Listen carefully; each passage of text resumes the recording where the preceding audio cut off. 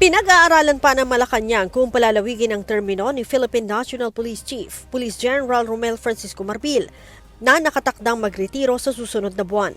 Ayon kay Pangulong Ferdinand Marcos Jr., ikinukonsidera nila ang magiging implikasyon ng pagpapalit ng liderato ng pambansang pulisya ngayong panahon ng kampanya at nalalapit na eleksyon.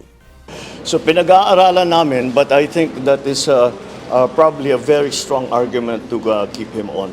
At the very least until after the elections. Ayaw munang magkomento ni General Marbil sa posibleng ekstensyon o pagpapalawig ng kanyang pananatili bilang pinuno ng pambansang pulisya.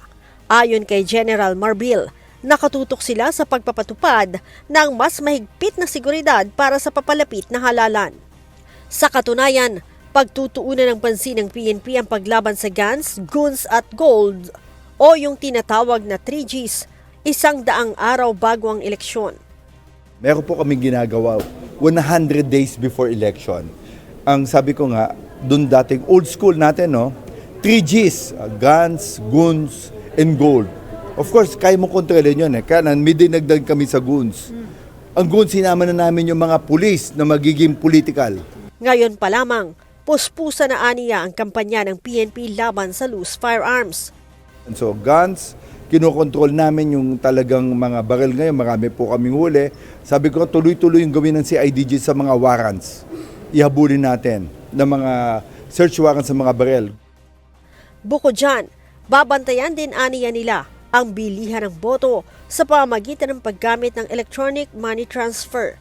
Of course, yung gold, kasana po yung pagbabay dun sa mga GCash. So dapat maayos po natin dun sa COMELEC. Paano yung mga electronic, yung GCash, yung any form, dapat matapos po natin to.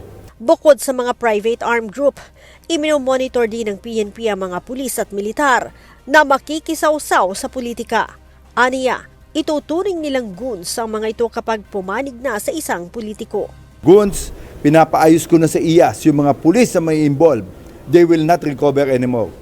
Kasama na rin dun sa 100 days namin before election na ginagawa namin. Para babala sa mga pulis namin. Babala ni Chief PNP, sisiguruhin nilang hindi na mapupromote ang mga pulis na mangingialam sa politika. Huwag tayo magpagamit. Let us be apolitical. Let us remain, let's give dignity to our uniform. Kasama na rin po yung dismissible. Kailangan na talagang proof namin, we will dismiss people ng mga pulis who will become biased po dun sa politics for this coming election po. Dagdag ni Chief PNP, bukod sa 3Gs, babantayan din aniya nila ang pagkalat ng fake news sa pangunguna ng PNP Anti-Cybercrime Group.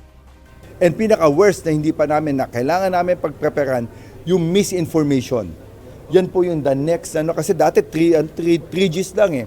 Ngayon 3Gs and 1F, fake news. Yun ang magiging problema natin. Fake news will dictate who will win.